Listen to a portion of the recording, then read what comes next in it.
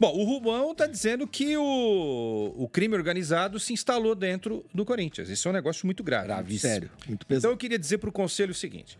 O Conselho do Corinthians, com homens honestos, corretos, né, que nunca fizeram nada errado na vida, são homens decentes, né, que comandam o Conselho que precisa aconselhar, fiscalizar, orientar o Corinthians e a gestão de quem está na cadeira de presidente, no caso Augusto Melo, não tem que ficar esperando a polícia investigar nada. Se tem as provas, basta apresentar dentro do conselho e tomar uma decisão. E só há uma decisão a ser tomada, duas, né? Uma vai excluir a outra. Ou destitui Augusto Melo da presidência do Corinthians, ou manda Rubão para Peruíbe. São as duas possibilidades. Por que Peruíbe? Porque Peruíbe é onde tudo começou lá, não foi? Ah, sim. Não é isso? Parece que o Rubão tem casa em Peruíbe também. Mas não, a acusação é do Rubão contra o Augusto Melo. Então, por que eu estou dizendo isso? Porque não há espaço para mentira. Quando é que vai ser essa reunião?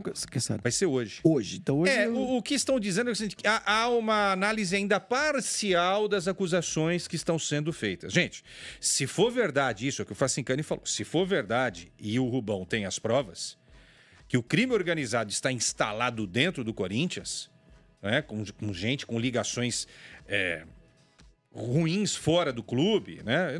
Também não vou esticar muita conversa aqui, o Augusto precisa deixar o comando do clube. E se não for verdade, o Rubão precisa ser destituído da posição de conselheiro do clube.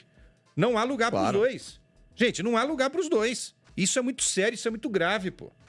Isso é muito sério, isso é muito grave. Então eu espero que os homens do Conselho do Corinthians, né, façam alguma coisa pelo clube. Porque o clube está acima de todo mundo.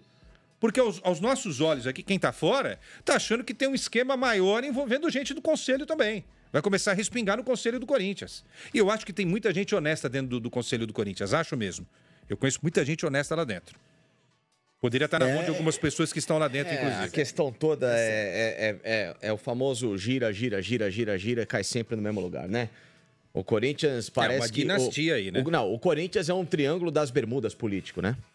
Porque você vai passar ali por cima e vai sempre puxar, sempre, sabe, atrair para o mesmo lugar, para as mesmas pessoas, para a mesma situação de falcatrua, porque esses caras adoram falcatrua. Se ficar só com falação... Lógico, exatamente. Agora, alguém precisa, em algum momento, o Flavinho, expor esses trecos, cara. Expurgar de uma vez por todas os que arrebentaram e têm arrebentado o Corinthians dia após dia. Porque não dá, o torcedor não aguenta mais. Todo dia... Eu volto a falar... Desculpa fazer... Não, diga. Não, eu volto a falar. A solução é uma SAF. Aí que tá, Sormani. Vão deixar ter uma SAF independente claro de algumas pessoas lá? Porque aí esse é o problema. Aí a teta não tá mais na sua boca, entendeu? Vai tirar o doce dos caras. Exatamente. Não vai estar... Como é que você vai mamar? A questão, Sormani, que me chama a atenção... Não vai. É que alguns movimentos de SAF me parecem também estar aproximados de pessoas que deveriam sair do Corinthians. Sim, mas aí se isso for verdade, na hora que você vai transformar o clube numa SAF, você tem que analisar a SAF. Você entendeu? Você não pode entregar o Corinthians... Não pode entregar o galinheiro na mão do 777. Não pode. Você tem que entregar o Corinthians para um Textor ou para o Grupo City. Claro. Algo assim. Não estou dizendo exatamente essas pessoas, só dando um exemplo, né? Então, porque não é possível. Gente, eu estou há 46 anos na profissão. Eu tenho memória do futebol há 60 anos. O Corinthians sempre foi assim. Sempre foi assim. O desvio de percurso, de rota, o ponto fora da curva, foi a época da democracia corintiana. Com Adilson Monteiro Alves, que nem era o presidente, na época o presidente era o Valdemar Pires. Valdemar Pires. Era um Corinthians diferente, era um Corinthians que pensava diferente. Era um Corinthians que trouxe gente como o Washington Oliveto para perto, trouxe gente como o próprio Juca Kfouri. A única lembrança que eu tenho do Corinthians, de gente pensando fora dessa caixinha, é essa época do Adilson Monteiro Alves. De resto, sempre foi isso.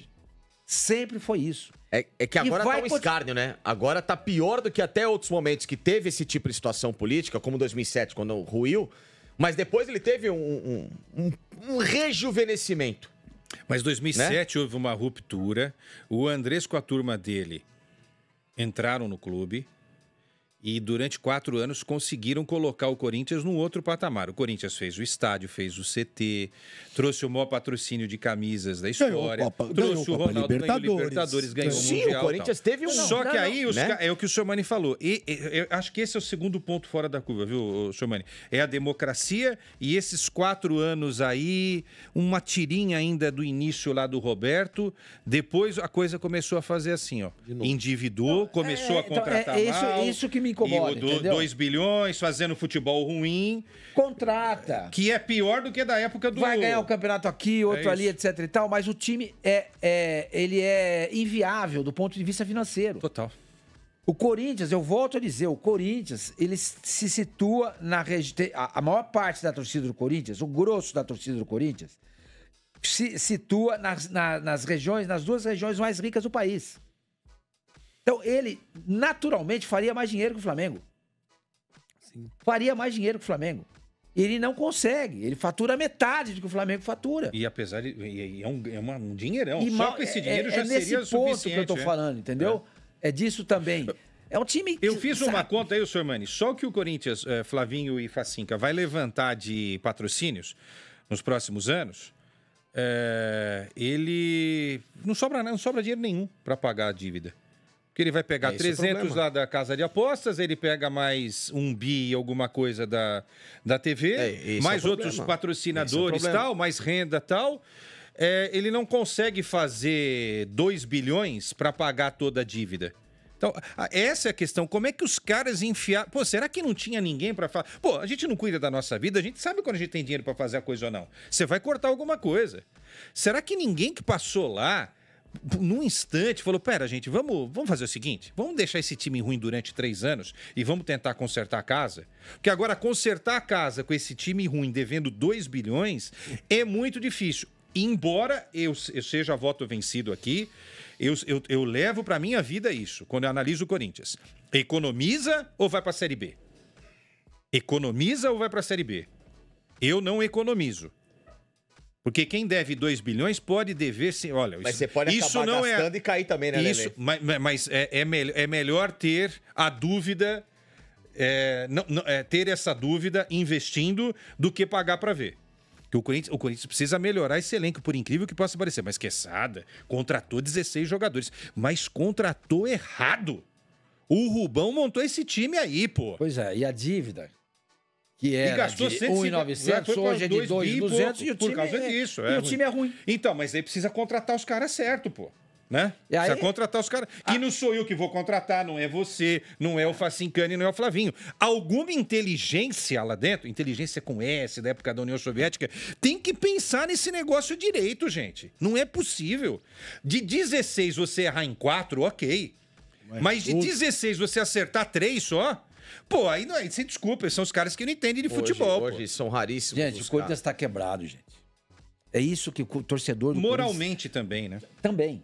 O Corinthians, o torcedor tem que estar, o conselho, os associados, o sócio-torcedor, você tem que estar preocupado com isso. Essa dívida daqui a pouco vai estar em 3 bilhões. Como é que vai fazer?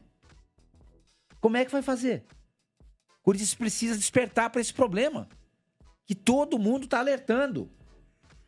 Todo mundo tá alertando. E chega uma hora, Lelê, que assim, eu entendo o seu pensamento. É um pensamento desesperado, que você precisa falar, cara, o que eu faço? Né? Eu tô me afundando. Ou eu vou me arriscar, ou vou deixar... Precisa salvar, né? Mas ao mesmo tempo, Lelê, é aquilo que eu penso diferente do que você faz. Vai chegar algum momento que se você não tentar fechar um pouquinho dessa torneira para falar assim, vamos parar, vamos tentar reconstruir... com a nossa inteligência, com a nossa inventividade, mas não tem, com o profissionalismo. Não tem esse problema. Então, aí... É por isso que eu falo de uma SAF, tem que ver o cara. Quem vai comprar é a única forma, Lelê. Uma SAF boa, né? É a única forma. Vai botar dinheiro e é dinheiro dele. Agora, Porque quanto mais você gasta e mais merda, desculpa. Você não pode pegar picareta. Entendeu? O problema é que é o seguinte, não adianta. A questão SAF não está sequer sendo cogitada no Corinthians. E um processo de safização demora. Demora. Assim, isso demora em qualquer clube. Há uma isso demora mesmo porque que aprove, pode você demorar precisa... a não ser que você esteja numa situação que nem Flavinho, o Cruzeiro estava, desculpa, Vizinca, que era pré-falimentar, né? E aí precisava de uma ação rápida e vendeu rápido, o Ronaldo falou e pegou. Mas a situação do Corinthians é mais ou menos igual ao do Cruzeiro. Então, mas passa por muito mais gente, passa por conselho, passa por facções políticas internas, vai passar por discussão. Eu acho que no Cruzeiro isso foi mais fácil.